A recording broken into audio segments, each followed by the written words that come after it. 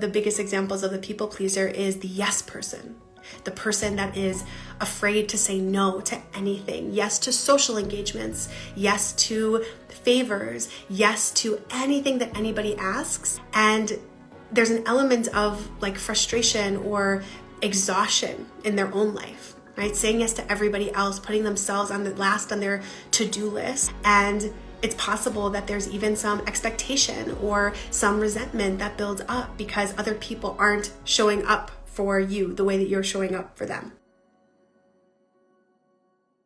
Hello, everybody. How are we doing tonight? Welcome to tonight's training. I'm so happy to be here. My name is Ashley Perl, and today we're going to talk about people pleasing and perfectionism. And I'm really excited, as you can tell, to talk about these topics because I myself have gone through a very massive healing journey with my own people pleasing and perfectionism, things that I didn't even know existed in my life until someone kind of brought it forth and made me realize, oh, there's so many ways that this is showing up in my life. And so tonight's training is going to be so jam-packed and it's going to have a lot of great info. You might want to grab a pen and paper to write some things down. My intention is for this to be around 15 minutes, maybe 20, but we'll see how we do. I ultimately just want to be able to provide as much information that will be supportive to all of you on your journey. So get comfortable, say hello in the comments if you're here, and let's get started. So like I said, my name is Ashley Perl. Aside from being a recovering people pleaser and perfectionist myself, I am also a somatic healing coach and a breathwork guide. I got into this work because of my own personal journey of finding peace and fulfillment and happiness through exploring some of these elements within myself. And now I love to support women and men with anxiety and with finding more fulfillment in their relationships and overcoming things like people pleasing and perfectionism and other patterns and behaviors that are taking away from people's ability to feel present and happy in their lives and in their relationships. So tonight we are going to essentially go over what even is people pleasing, what even is perfectionism, how to maybe self-identify. And so I'll invite you to self-reflect a little bit, and this is where I'll invite you to have self-compassion, okay? Once we do that, we will kind of explore what are the negative impacts that these behaviors might have, that these patterns might have in your life. And then we'll explore how these patterns even came to be in the first place. And then from there, we'll get to probably what you're most looking forward to, which is, okay, we have this information, now what do we do about it? Okay, so let's define these terms, and you'll notice that they're actually kind of related. So maybe if you identify with one, you might identify with the other as well, and that's okay. So let's start with people pleasing. People pleasing, or a people pleaser, this is a common term that we hear now often, is generally someone who prioritizes everybody else, focuses on appeasing everybody else, and puts everyone else's needs before their own. So I'll go through some examples and then you can reflect, does this resonate with you? So one of the biggest examples of the people pleaser is the yes person. The person that is afraid to say no to anything, yes to social engagements, yes to favors, yes to anything that anybody asks. And there's an element of like frustration or exhaustion in their own life, right? Saying yes to everybody else, putting themselves on the last on their to-do list. And it's possible that there's even some expectation or some resentment that builds up because other people aren't showing up for you the way that you're showing up for them. So that is just like, yes, the yes person, okay? The next way that this shows up is the chameleon. And a lot of these are sneaky, you guys. So really self-reflect here. The chameleon is the person who can shift and change into whatever other people feel most comfortable with them being. So perhaps you're in social situations or you're at dinner with your family and it's just easier to say yes and to agree with everything as opposed to really speaking your mind and speaking your truth, self-expressing in an authentic way. And this can be seen, like a lot of these traits you'll find, as a positive thing. You know, oh, they can go into any group and get along with anybody, and that's beautiful. That's the gift of this. When it's in the distortion of this is when that person is just constantly not being true to themselves, to the point where maybe it brings up anxiety or just these feelings of like dissonance in their system. So that's the chameleon. The next way that this shows up, and it's kind of related, is the actor. And so the actor is kind of like the chameleon in that the actor just plays the role that everybody expects them to play. Maybe you resonate with this because you went to school and college and got a degree in the exact same thing that your father and then your grandfather and every single person before you did, but you actually would love to do something completely different. But you're playing this role. Maybe you're wearing things that you just feel like you have to wear. Important words to pay attention to here are, if you ever say you should, I should do this, or I have to. Notice where that comes from. Who says you should? Who says you have to? And what is the feeling inside of you when you think about going against that thing? And so those are some elements of the people pleaser. Of course, this is not an exhaustive list by any means. But let's now talk about how can this behavior negatively impact your life, your well-being, your happiness, your joy. And so at the very base of this, there's an element of inauthenticity. When we're people pleasing, when we're constantly saying whatever's going to appease anyone else, saying yes when our body's actually saying no to something, when we're feeling stressed because we feel like we should do something, that doesn't feel authentic if your body's saying one thing and your mind's saying something else. And so that element of inauthenticity can actually create anxiety in the body. It can actually create a sense of dis-ease or even health issues. Things like this really do creep up in our systems because that element is going to build up, that element of saying yes all the time when your body maybe is simply depleted, or you're simply tired or too fatigued to even care for yourself because you're last on your priority list. The other way that this can negatively impact you is in your relationships. Perhaps you are saying yes to everybody and so exhausted that by the time you get home and you're talking to your spouse, your husband, or your partner, or whomever, a friend, you have nothing left in your tank. And maybe there's even resentment build up or frustration. And who's going to be on the receiving end of that? Probably someone close to you that you would like to treat a little bit differently or better. And so again, self-reflect with compassion here, okay? And where does this people-pleasing behavior even come from? And we'll get into perfectionism as well, but they're both they're similar. All patterns that we do that are causing some sort of like riff in our lives, it's a behavior that's subconsciously created, a personality trait that's created often during childhood to protect you in some way because of potential harm or potential discomfort or even a fear. And let's also acknowledge, it's important to acknowledge that doing things for other people, because I know there are people listening to this who are like, but I love doing things for other people and, it's so good and we're supposed to do mitzvot and all of these things. Yes, absolutely. However, are you doing things to the point of self-abandonment, of depletion, of frustration? We'll get into some more self-reflection questions here. Okay. It's important to self-reflect, at the level that you're giving to others. Are you still feeling resourced? Are you still feeling resourced? Or are you feeling depleted, anxious, fatigued, exhausted, like you have no energy for yourself or your family or your work or whatever? Consider that. There's an archetype that I see often, which I call the martyr mom. The martyr mom. She does everything for everybody and it's beautiful. And in the same thread, it could actually be really harmful because I think we'll come back. All right, here we are. Thanks for sticking with me. My Instagram likes to tell me when I'm on for more than 30 minutes a day, and I always forget on these days where I teach that I have to turn that off. So as I was saying, get to self-reflect. First question, are you feeling resourced? I was beginning to talk about this archetype of the martyr mom or the martyr dad, the person who does everything for everyone, but then builds up some frustration or resentment that comes out in ways that actually aren't supportive. So you get to reflect, is the more loving thing to maybe take some time for yourself, to find a sitter once in a while or to get support so that you can also feel resourced. The second thing to reflect on in the realm of people pleasing. Do you expect others to act a certain way, to treat you differently or do something for you because of what you do for them? Are you just living with expectations that people are consistently not meeting? And what does that do for you, right? What does that create in your life and in your relationships? Do you expect love? Do you respect, or do you expect something in return because of all the things you do for others? And if that's the case, lovingly self-reflect, okay? What need are you trying to meet here? And is this the healthiest way to do it? And then the last thing to reflect on is, do you feel like, for the most part, your mind and your body are in sync? Meaning, when someone asks you to do them a favor, if your body's saying no, do you actually say, sorry, I can't?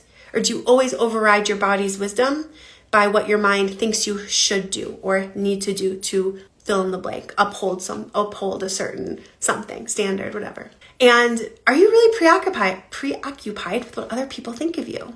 Because if you're really preoccupied with what other people think of you and let that drive your decisions, it's likely that you're doing things to appease others, okay? So that is like a very high level, but also we went a little deep into people pleasing and getting curious about where might you see these patterns in your life in the distortion.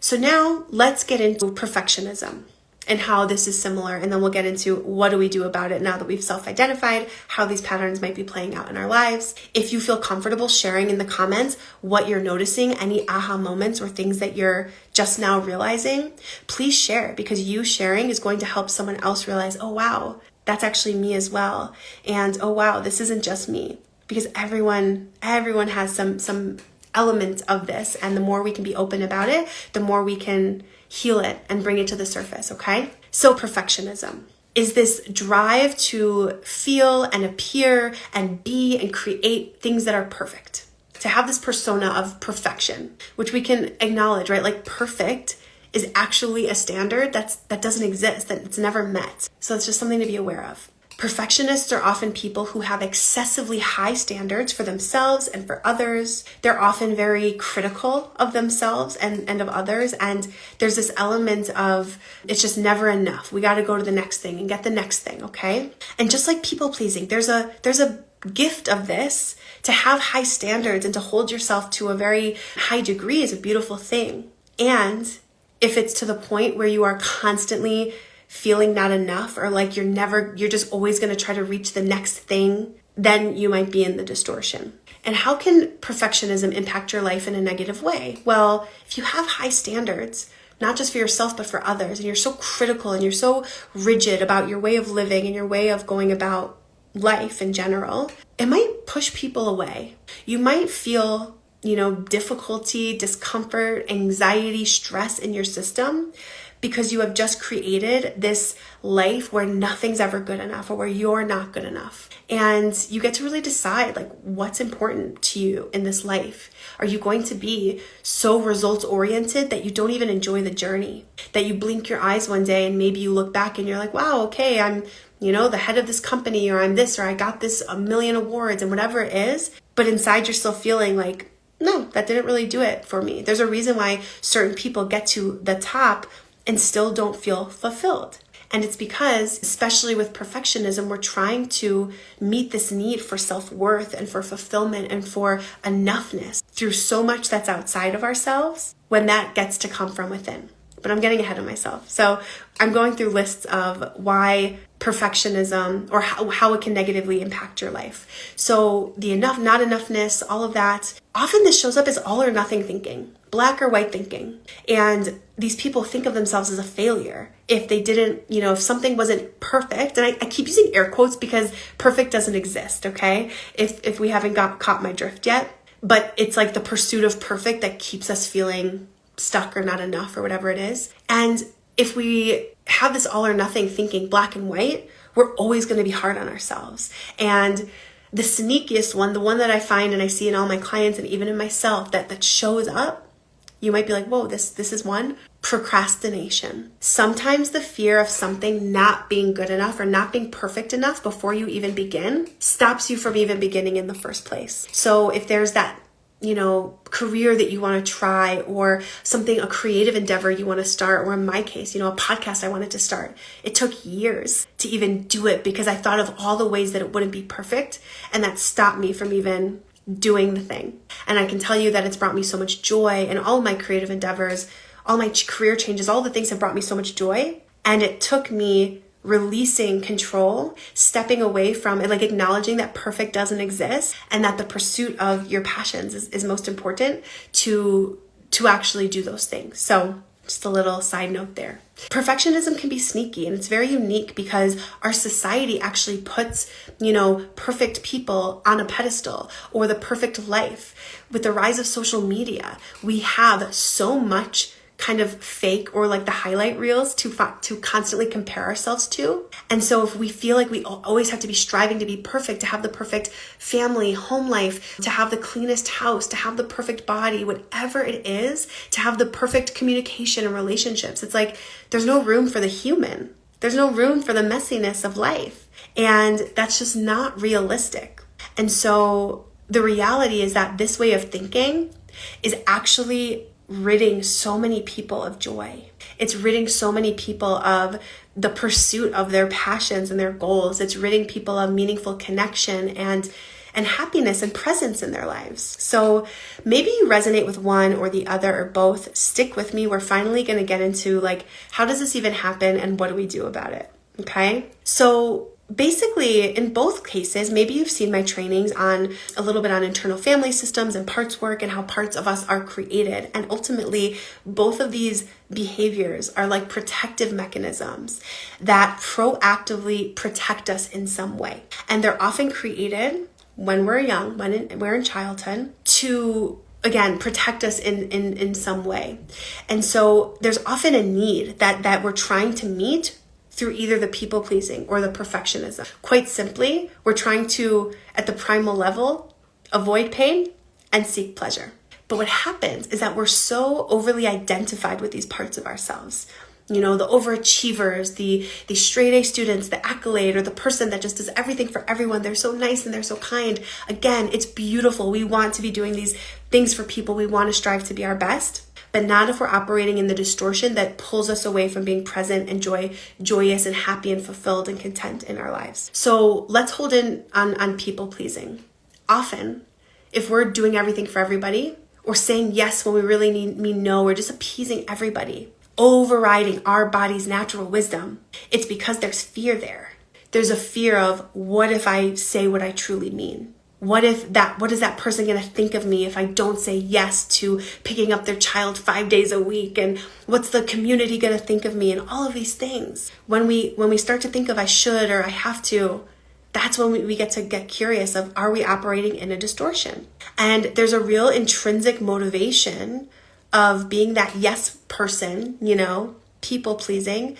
At the most primal or survival level, we're afraid to lose love. We're afraid to lose community. And our primal brains are, I go like this because it's like the lower brain, but it's our primal survival mechanism that's trained for survival, but it's on overdrive now. So many people live on overdrive to the point where their bodies literally think if they say no to somebody, it's like that person's going to hate them. And then it's literally a fear of death. And so I share this because that's actually how our primal bodies work. And having this awareness can help us kind of position ourselves a little bit separate from the situation and realize, wow, I don't have to do this at the cost of my own health and well-being. I often see empathic people, highly sensitive people. These are people I love to work with, and they just naturally, end up being the people I work with because this has been me. A highly sensitive person can feel so deeply the rejection or perceived disapproval of others that they will do whatever it takes to avoid that. Again, avoid pleasure or avoid pain, seek pleasure. And it's because we feel like that pain is too uncomfortable to be with. However, we can shift this. Okay? Let's get into perfectionism. So perfectionism is similar, but it more so comes from a fear of judgment or a fear of possibly losing love. And if you're someone who grew up with a family where you had to stick out by getting good grades, or you got attention by what you produced and what you gave and how perfect your grades were and how good of a student you were, that's often where a lot of the perfectionism is created. You will likely continue to seek, self-worth and love through external things, through accolades, through whatever's next to your name and your, career or whatever it is. And I talk about this stuff kind of nonchalantly, but it's because we get to normalize it. It's these patterns are common, and we get to shift it if it's not in your highest good, if it's not in service to you and your highest good. So, okay, the time has come. What do we do to actually overcome this? And this isn't just like, okay, just, journal and there it is. Like, this is a journey. These patterns have likely been with you for years and years, if not decades of your life. And so it's going to take intention in order to shift them. So let's start with number one. Number one, you've likely been doing it on this training already, kudos to you, is to self-reflect. Self-reflect and really look at, your patterns and your behaviors. How might these be showing up in your life? And then the most important part, how do you actually want to show up? How do you actually want to feel? And so some examples of this could be, I want to show up and support other people in my life, but still feel energized and resourced to show up for my family and my friends or whatever it is. Maybe you want to be able to contribute to the world and create things and do these creative endeavors from a place of excitement versus like rigidity and this idea that it has to look and feel and be a certain way. Perfect. So number one, self-reflect. Like, where are you on this spectrum? And you get to do this with kindness and compassion towards yourself, knowing that these behaviors have been with you for a long time. And it's common in our community. It's common in the world today. Okay. Number two, identify what need you are trying to meet by playing out this part, this behavior trait. What is this perfectionist afraid is going to happen if you're not perfect? What is that people pleaser afraid of? What is it afraid is going to happen if you don't continue to appease everybody? And once you figure that out, and these are subconscious things, okay? So often it takes working with someone. For me, it actually took a dear coach and mentor of mine that I worked with for years to finally bring it to my awareness, because it was so sneaky. It even went over my head. I didn't even realize that that's what was driving me, that was my motivation. And so getting curious around like, what might be the need here? It's likely love. It's likely we have core needs as humans. So there's a few core ones, but that's the second step. And then once you figure that out, once you figured out like, what is the fear here? What am I actually looking for or wanting to avoid the loss of? Then this is where you get to show up for yourselves and self-resource. And it's easier said than done. And this is a lot of the work that I support people with from on a somatic level, on a body-based level, because we've learned to live life from up here, but we actually need to resource our entire bodies. And that's a process. That's a journey, okay? Number four, and this is probably the most important, is learning to feel your feelings and learning to like observe your life. Because if you're trying so hard, your mind doesn't think that your body can handle discomfort. So if we're trying so hard to avoid potential loss of love, or we don't want to hurt anybody, and of course we never want to hurt anyone intentionally, but sometimes we have to hold boundaries that are supportive to us. And that's kind of like, number five, which I got ahead of, but is figuring out what is of highest service to you and ultimately everyone around you, because you're of best service to everyone around you when you're resourced, when you're in your like truest, highest, authentic alignment. And so upholding boundaries that are going to protect your energy, that are going to protect your values, that are going to protect the way that you want to show up in the world. All of these together. And it's a balance and it's a journey of figuring out like how to actually be with maybe the discomfort of saying no for the first time, how to put something out into the world that you feel like maybe isn't perfect, or, have people over and okay, your house isn't completely, shining and clean, but it's okay because it allows you to have people over. And you get to enjoy time with friends and family. Like, you get to figure out what is most important to you and how can you protect those values and live in alignment with that, as opposed to the rigid rules that you've maybe set out for yourself or have learned from your witnessing, your parents or your grandparents or other people around you. So there you have it. People pleasing and perfectionism. There is so much more we can dive into here. And if you're looking for support with this, I would love to support you. If you can't tell, I'm very excited by this topic because I see what's possible for people when they begin to prioritize themselves, their well-being, and it has a bigger ripple effect on the world in a positive way. And it's a beautiful thing. Well, thank you for joining me for this training. We have another training coming up in a couple weeks. We're going to be focusing on healing intergenerational trauma, which is a topic that I'm very, very also passionate about. And if you're someone who even has grandparents or even parents who are survivors or who are maybe immigrants, and you're curious about how maybe some of the things that they carried with them are showing up in your life in the way that you present yourself in the world and how you get to live and be present in the world, I highly recommend tuning into that one and check the other ones that we've done. I've done quite a lot on here, and I would love to hear what you thought of this training, any aha moments. And if you're looking for support, reach out for one-to-one with either myself or any of the other amazing practitioners on this platform. It is incredible, the OKclarity community, and really grateful to be a part of it. So have a great rest of your day or night or morning or evening, and take care of yourselves. We'll see you next time.